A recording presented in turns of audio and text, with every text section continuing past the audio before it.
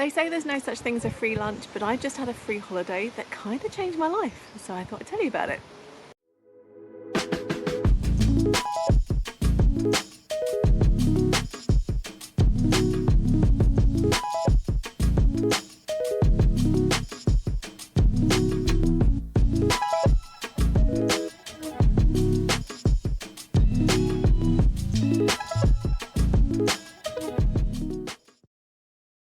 Hi everyone, I'm Rosie Blythe. I'm the author of the Princess Guide to Life book series, and on this channel we talk about everything from spirituality to money to dogs. And I thought I would tell you about an experience I recently had. I decided I was going to film outside today, so I hope that the bird song and stuff is a nice addition and not too loud. I'm going to see how it comes out. But I had to start super early because people start gardening and using lawnmowers and chainsaws and stuff really early. So let's hope the dawn chorus is a better soundtrack for us. So my story begins on an ordinary Monday morning. I'd done a few hours work. I decided to have a little break and scroll through Facebook as you do. So I'm in a really nice Facebook group for London boat women. And it's very community minded. People will often say like, oh, is anyone in this area? Could you check on my boat because I'm stuck at work? I think there might be something wrong. Or sometimes people will be like, oh, I'm going to a concert tonight, I've got a spare ticket, does anyone want to join me? So it's very much like people just go, yeah, okay, I'll do that. So this lady posted that she had booked and paid for a yoga and juicing retreat in Tuscany. It was for 4 days and she now couldn't go, and she was like, if anyone wants it, if you can get there, it's up for grabs, it's on me. And I just saw this and I was like, oh, that'll be nice for someone. I can't possibly drop everything and go to Italy. But, you know, someone will snap that up. How nice. And then I was just going about my day and I kind of started thinking more and more about it. I was like, Tuscany. Oh, that sounds very lovely, doesn't it? Yoga and juicing retreat. I've always wanted to go on a retreat like that. And I was like, oh, but I don't have any. I can't just drop everything. I've got so much booked this week. I'd have to find someone to look after the dog. Oh, no, I can't possibly do it. But anyway, for whatever reason, I just kind of thought I'll just text her and just find out if it's still available, because it probably won't be. Someone else would have snapped it up really quickly. Like, no commitment, I'll just say, like, is it still going spare? So I messaged her and she was like, yes, it's still free. Do you want to go? And I was like, oh. And I was actually walking with my dog, with a dog walker at the time, and I was going, you know, do you think you could take Dylan for 4 days? And she's like, oh, I don't know, I'll have to check my diary. And I was like, oh, okay, I don't know if I'm going to be able to find someone for my dog. And my dad just said, well, I'll look after Dylan, that's fine, just leave him with me. And I should maybe just interject here to explain that I would normally leave my dog with a sitter because he can be quite a handful and my dad can't walk very far. But a few days of just playing in the garden is actually pretty good for keeping Dylan relaxed as well as entertained. And then I was like, I don't even know if my passport's in date. I know I have a passport, but I can't remember what year I got it renewed, so it might be like out of date by now. And I just kind of thought to myself, if my passport is in date, I'll take that as a sign that I'm meant to go. And I checked my passport and it had a year left on it. So I was like, I guess I'm going to Italy then. So I just decided I was going to go. And then I spent that Monday basically cancelling everything I'd booked that week. I had like stuff going on. I was just like, you know what, work, it can be on hold for 4 days. I was in the middle of editing my Snow White review, which has come out since. But I was just like, that can go on hold, that's fine. You know, it's a shame to leave such a long gap between videos, but needs must. And again, a quick note to say, obviously I'm very privileged to be self-employed and in a position to just up and go. Not many people have jobs that would allow them to do that, so I do feel very lucky. And I ran around like a crazy woman that day, just like, you know, getting euros. And one of the things on the email that this lady had sent me was like, oh, you need a yoga strap. And I was like, I don't even, like, what is that? I don't do, and I said to her, look, does it matter that I don't really know any yoga? I've done it before, but I'm not like someone who goes to a weekly class. And she was like, yeah, it's fine. And it did turn out to be fine. And in the end, we didn't use the yoga strap, but I found a yoga strap. And the funny thing is, I almost didn't want to go because I was just like, oh, tassel. I was like, I'll have to cancel everything that I planned this week. Seeing this friend and that friend, I'll have to rearrange with them. And my work is going to get like that much more delayed. And I realised like, no, come on, don't be ridiculous. Like, and it was really just the fact that it was such an incredible opportunity. I was like, when are you ever going to get a free holiday offered to you in Tuscany for 4 days, which is like the perfect time. It's like a short break. It's not too long to, you know, drop everything, but it's just like a lovely break. I was like, when are you ever going to get this offered to you again? But it was funny to me that I was quite resistant to the idea of dropping everything and having this lovely kind of luxury bestowed upon me. But it made me realise, like, sometimes you do just have to drop everything. and sometimes that's okay. I'm actually planning to make a video very soon about intuition and how and when we can trust it. And one of the quotes I've come across is that intuition makes you feel uncomfortable because it demands some kind of action. And this scenario really confirmed that for me, because it was almost like a nagging feeling that I needed to go on the trip, even though it was way out of my comfort zone, and part of me was actually tempted to just not bother. I've travelled alone before and I loved it, but I felt really out of practice because I haven't done any travelling for ages and obviously had no time to prepare. But even though it was quite daunting, I just knew that it was the right thing to do and everything would fall into place, and it did. But it was just like, yeah, it is going to be a little bit of hassle. You're going to have to like book a car to get you to the airport because the flight's at like 6 in the morning, so there's no public transport. And you're going to have to go on an airport, and you're going to have to go on a train, and oh, you'll have to pack stuff. Oh, it's so much hassle. And it's funny how we can kind of talk ourselves out of things sometimes. It's just a little bit of effort. It's a little bit of disruption to my life. And sometimes I think we can find things like that quite hard. I certainly do. It's like you have to switch gears and go, oh, my week's going to be really different from what I thought it was going to be. I'm not going to be doing all the things that I thought I was going to be doing this week. I'm going to do something completely outlandish. And going to Italy with 1 day's notice. I'm not someone who does things like that. Maybe like some people that's completely normal if you travel a lot with work, or if you are just like that person who goes on lastminute.com on a Friday night, go, where are we going this weekend? Barcelona, sure. But I'm not like that. Maybe I should be more like that because it sounds fun. Like I should do that. It just felt like such a good opportunity. I could not let it go. So I grabbed it. And weirdly enough, the lady who was offering this free holiday, who couldn't go on the holiday she'd booked, I don't know her, but I'd met her before through the group because several years ago, she was one of the people asking for a favour. She said, could anybody look after my dog for, I think it was like 3 or 4 days.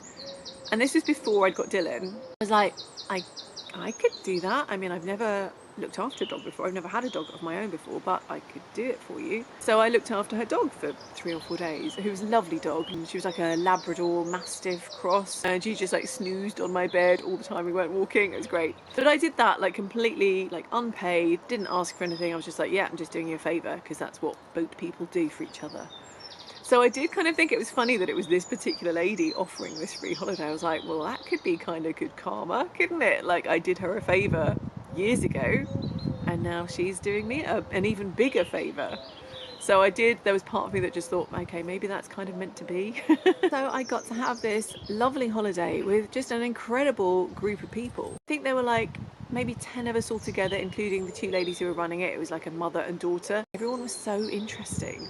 Like there was one woman who had been sailing around the Atlantic. There was one woman who was telling me about these like 7-day fasts that she's been doing in the desert in California, I think it is. The lady I was sharing a room with, so lovely. She makes stained glass and she teaches people how to do stained glass. So like everyone had an amazing story. And even like sharing a room was really nice because, you know, these things are kind of, they give you like a loose schedule, but there's always that bit like where you're kind of like, oh, am I meant to be anywhere right now? So it was nice having a roommate because we could just hang out together. So it was incredibly relaxing. We would do yoga like an hour in the morning. They've like sort of like deep stretching, but it was gentle. It didn't feel like, you know, you weren't getting out of breath. It wasn't like hot yoga or anything like that. And it was nothing that I kind of couldn't do, being not exactly a yoga novice, but I'm not like practiced at it. And then we would do, in the evening, we'd have like an hour of yoga nidra, which was just like a guided meditation. So that was a lovely thing to do just before bed. And the lady who did the yoga, she gave me the most fantastic massage. I think everyone booked a treatment. I don't think there was a single person who didn't kind of go, yes, massage please. And funny enough, that was on the second day. It was like the only day that wasn't really kind of like sunny. And it was like a little bit grey and slightly drizzly. That worked perfectly for me because I had my Ayurvedic massage and then I had a hot bath and it was just so cozy.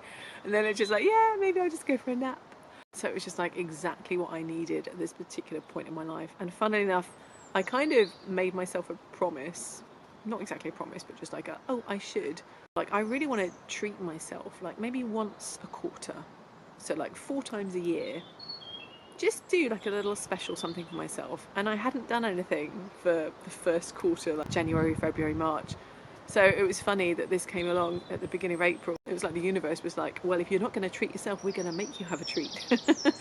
And it was so funny because I wouldn't have booked myself a yoga and juicing retreat. It's always been something I've liked the idea of, but it's almost like it's too self-indulgent. But it's something I've really wanted to do, so it's like the universe just kind of made it happen. It was just the loveliest place. So there were like dogs and cats around, and we went foraging, and the dogs were eating so much grass. Like my dog eats quite a lot of grass, but I've never seen them walking along just munching it like a cow, like grazing. So I don't know, they just really like it there, I guess. I guess you'd call it a hotel that we stayed in. Like I think it's a sort of boutique, you know, like wedding venue. You can imagine it being fantastic. But they have bees and they have chickens and they make their own olive oil, and it's just like a dream of a place. So the juicing, we would have juice for like every meal. You'd have a smoothie at some point. I think that was like 3 o'clock-ish or something. And then in the evening, our evening meal would be soup. So it was all liquid food, which apparently is great. It was kind of based on the Ayurvedic stuff, so we like the soups didn't have, you know, onion and garlic as the base, as you know might expect most soups to kind of start with onion and things like that. So it'd be like pure, you know, just butternut squash roasted and liquidized. All of these juices were so fantastic, packed with so much good stuff. And there was like plenty. You always had, you know, second helpings or third helpings if you wanted. They said, you know, we don't want you to be hungry. We don't want you to be like, this is not like a starvation diet. It's literally just giving your digestive system a break. So I didn't really feel hungry, but I think if I tried to do that in my usual routine, I would end up kind of missing food more and missing snacks more. If I was just like, oh yeah, I'll have a juice for breakfast, then I won't have anything for a few hours. I think I would be, if I'm trying to, you know, work on my laptop, I think that would be when I kind of go, oh, I need a cup of tea and a biscuit or something to keep me going, you know, like, or a more substantial breakfast. But I think when you're out of context, it's much easier when you're out of your regular routine. But I know that the ladies who run it, they do like home treats where you kind of like, I think they all meet up on Zoom every day to chat about the juice, and they give them the recipes. But I think if I did that, I would just feel the hunger much more. But you know, some people say like, oh, you should eat little and often. And apparently that having soup is really good from a kind of digestive point of view, because you get really full and then you allow yourself to get really empty. So I don't know. This is probably a good time to point out that I have 0 qualifications on nutrition or anything like that, so don't listen to me. But I'm fascinated by different principles that guide people's diets and lifestyles, and how things that are considered good in one area, like basic nutrition or gut health, might be considered bad in another. So for instance, the Ayurvedic diet avoids things like strong spices or fermented food, whereas they're generally considered pretty good health-wise. I think in the end, you've just got to try out different things and see what works for you. Because Ayurvedic teaching, for instance, is quite different from, I don't know, like Ray Peat teaching, which I'm kind of intrigued by. I don't really understand how it all makes sense, because it's like, have loads of coffee and sugar. I'm like, okay, I'm not sure if anyone else would say that that's a good idea. This 4 days of just, you know, these fantastic pure juices and soups. And they kind of said like, don't go out and, you know, have a burger afterwards, because your body will just like need to ease back into ordinary life. And on the last day, you know, when you're traveling, you end up kind of not really feeling like eating, because it's like going to the airport, there's no food there really that's going to be like, you know, gentle easing back into ordinary food. I was like, I don't want anything like greasy or anything. So I ended up just like not eating anything. So I think we had our last soup at about 2-ish. And then, you know, travel, plane. And then I was travelling back to my dad's. It was like Friday night, about 10 o'clock. So I got off the train. And I was like, you know, this is the walk I used to do when I was working in London, living at my parents' house. So I would, so I was like, I've done this walk many times. And I just thought, I haven't eaten since 2 p.m, apart from some grapes. And I was like, I don't have a headache. Kind of peckish, but I don't really feel starving. And I was like, that's so weird, because I've done this walk many times before, like after a really long day at work in London, and you don't have time to eat, and you're like, I'm going to get back and eat dinner, and you have like a splitting headache and you just feel starving. And I was like, I don't feel like that at all. So that was really interesting. And I asked ChatGPT afterwards, like, why would it be that I don't have a headache when I'm, you know, I'm hungry? And it suggested that I've maybe reset my blood sugar levels, so that's why I'm not like crashing. So I thought that was pretty interesting. And the other great thing is, I will sometimes feel a little bit of sciatica in my left hip, or at least I've been told it's probably sciatica, but like a pain in my hip, like in my joint. And after coming back from this yoga and juicing retreat, I was like, I'm not feeling any pain. And I know that a lot of the things that they were putting in the juices were designed to be anti-inflammatory, and I know ginger was in like almost everything, and that's very anti-inflammatory. So that has made me think like, oh, maybe any kind of sciatica like pains that I feel, maybe it's just inflammation. So it's been a real eye-opener for me in terms of like what you can do and the changes that can come about in such a short time. 4 days of just lovely, fresh, basically vegetables and fruits, and I think some nuts and things, just, you know, squeezed down into the juices and the soups. 4 days of just pure good food changed my whole body.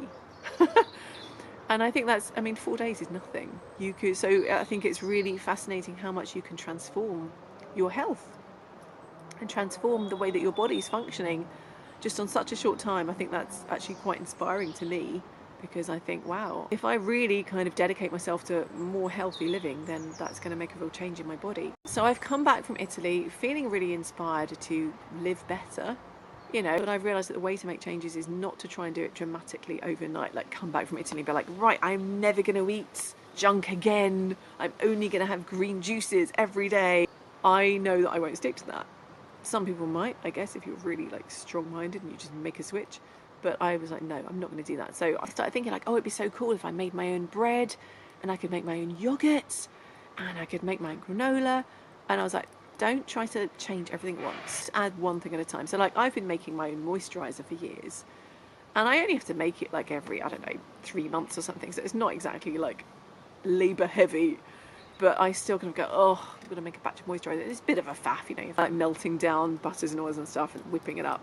But it's worth it because I've saved so much money. And I was like, it's just like that. You know, you're used to doing that. You've built that into your routine. So now build making your own granola into that routine. And then like once that's part of your everyday or, you know, every week or whatever life, maybe then you add in making your own bread or making your own yogurt or whatever it is. So starting making my own granola, that is like the one sort of concrete change that I've made since coming back from Italy.